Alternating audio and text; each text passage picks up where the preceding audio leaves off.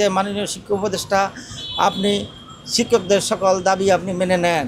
শিক্ষকদের সামান্য একটা দাবি জুলাই যোদ্ধাদের সাথে আপনি অপমান করতে আছেন। আপনাকে অতি বিনয়ের সহিত রিকোয়েস্ট করতেছি এই শিক্ষকদের ন্যায্য দাবি আমি মেনে নেন। আপনি গাদ্দার হিসাবে জাতির কাছে বিবেচনা হবেন না। আপনি একজন ভদ্রলোক মানুষ। আমি আবারও আপনাকে রিকোয়েস্ট করলাম, এই টাকা দিয়ে শিক্ষকদের কিছুই হয় না। আপনি কত টাকার নাস্তা খান সকালবেলা?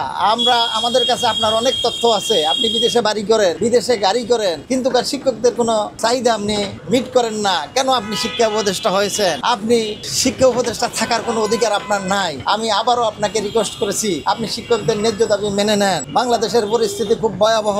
ইন্ডিয়া রয়ের আমি ডক্টর ইউনূস স্যারকে বলবো আপনি অবিলম্বে তদন্ত করে প্রতিবেদন রিপোর্ট আপনি নেন। আপনি প্রতিবেদন রিপোর্ট নেন। ডক্টর ইউনূস স্যার আপনি একজন শিক্ষক মানুষ, আপনি শিক্ষকদের ন্যায্য দাবি আপনি মেনে নেন। আপনি শিক্ষক প্রতিনিধির সাথে কথা বলেন। আমরা আপনাকে অনেক সম্মান করি।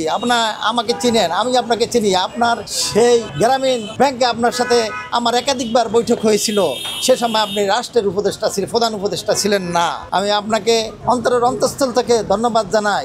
আপনি বাংলাদেশের একটা অ্যাসেট, শুধু বাংলাদেশের না, আপনি বিশ্বের একটা অ্যাসেট। আপনি শিক্ষকদের ব্যাপারটা আপনি একটু দেখেন। বাংলাদেশের ভিতরে আওয়ামী লীগের অনেক লোক গাপটি মেরে আছে, তাদেরকে আপনি বহিষ্কার করেন বিভিন্ন মন্ত্রণালয় থেকে।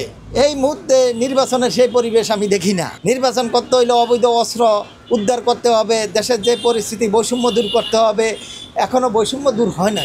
দেশে যে বৈষম্য সৃষ্টি হয়েছে, সাধারণ মানুষের ক্ষোভ সৃষ্টি হয়েছে, সাধারণ মানুষেরা হতাশ। এই শিক্ষকদের সামান্য একটু দাবি এখন জাতীয় দাবিতে পরিণত হয়েছে। আমি মনে করি শিক্ষকদের জাতীয়করণ করা এখন সময়ের ব্যাপার। প্রধান উপদেষ্টাকে রিকোয়েস্ট করছি আপনি শিক্ষকদের এই অভিযোগটা শুনে আপনি জাতীয়করণ করে দেন। আপনি জাতির কাছে সম্মানিত স্থান হয়ে থাকবেন। আমি মনে করি এই সমস্ত দাবিগুলো সরকার ব্যক্তিগতভাবে দেওয়া উচিত। শিক্ষকদের ঘরে ঘরে পৌঁছে দেওয়া উচিত। আজকে শিক্ষকরা দেশ গড়ার কারিগর, আর শিক্ষকেরা লাঞ্ছিত হচ্ছে, পুলিশের কাছে নির্যাতিত হচ্ছে।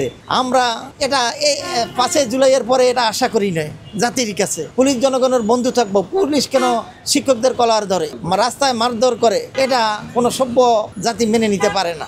আমি সরকারের কাছ থেকে শিক্ষকদের সামান্য দাবি মেনে নেওয়ার জন্য আমি ডক্টর প্রফেসর ইউনূস স্যারকে অনুরোধ জানাইছি বিনয়ের সহিত, এবং আমি আরো অনুরোধ জানাচ্ছি শিক্ষকদের দাবি এখন জাতীয়করণ করিয়া নেব সারে, আর শিক্ষা উপদেষ্টার পদত্যাগ চাই। এই ব্যর্থ শিক্ষা উপদেষ্টা দিয়ে জাতি কিছু আশা করে না। উনি যেখানে 20% দিতে পারে না, উনি নিজের আখের গোছানোর ধান্দায় আছে শিক্ষা উপদেষ্টা। এটা সাধারণ একটা ব্যাপার, এটা সাধারণ, এটা কিছুই না জাতির জন্য। এটা তো জনগণের ট্যাক্সের টাকাই দিবে।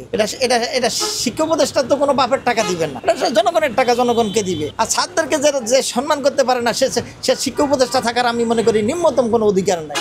আমি মনে করতেছি যে শিক্ষকরা যে আন্দোলনটা করতেছে এটা যৌক্তিক, এবং বাংলাদেশের সকল মানুষ, সকল রাজনীতিবিদ সবাই মনে করতেছেন এই আন্দোলনটা যৌক্তিক। কারণ শিক্ষকদের 3টা দাবি, একটা হলো 20% বাড়ি ভাড়া, আরেকটা হলো এই চিকিৎসা ভাতা 1500 টাকা, আর একটা হলো কর্মচারীদের 75% উৎসব ভাতা। এই দাবিটা আদায় করতে গেলে সরকারের মাত্র 2000 কোটি টাকা প্রয়োজন, কিন্তু আমরা দেখতেছি হাজার হাজার কোটি টাকা দুর্নীতি হয়ে যাচ্ছে। এগুলো আমরা হজম করতেছি, এগুলো আমরা মেনে নিচ্ছি, এগুলো কিছুই না। 4000 টাকা যখন গায়েব হয়ে যায় তখন আমরা বলি কিছুই না। এই দেশের সরকার এমন ভাবে বলতেছে, কিন্তু শিক্ষকদের এই সামান্য দাবি, এবং যে শিক্ষা উপদেষ্টা উনি শিক্ষকদের সাথে যেরকম একটা উপহাস করতেছেন, হঠাৎ করে 500 টাকার একটা প্রজ্ঞাপন জারি করছে, আবার গতকালকে 5% প্রজ্ঞাপন জারি করছে, যেটা একজন শিক্ষককে 5% যদি 12,000 টাকা বেতন হয়, 5% কত আসে? 600 টাকা আসে। যার 16,000 টাকা বেতন তার 800 টাকা আসে। যার 20,000 টাকা বেতন তার 1,000 টাকা আসে। এটা নাকি বাসা ভাড়া, এটা নাকি বাড়ি ভাড়া। অথচ এই শিক্ষা উপদেষ্টাই একদিনেই তার বিভিন্ন খরচ দেখে অনেক হাজার হাজার টাকা, লাখ লাখ টাকা খরচ করতেছেন, কিন্তু আমাদের বেলা বলতেছে সরকার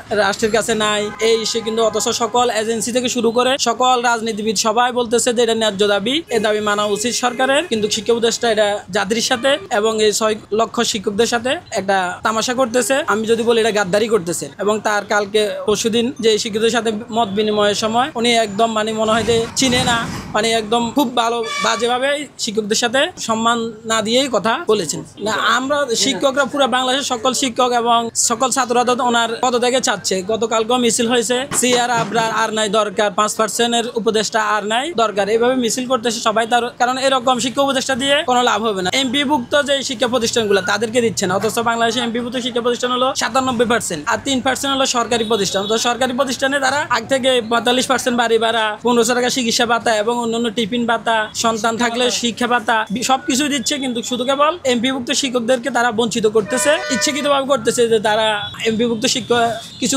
বলতেছে না, এজন্য তারা সুযোগ পাইছে আর কি, তা নিজেরা লুটপাট করার জন্য। এটাই আমি মনে করি।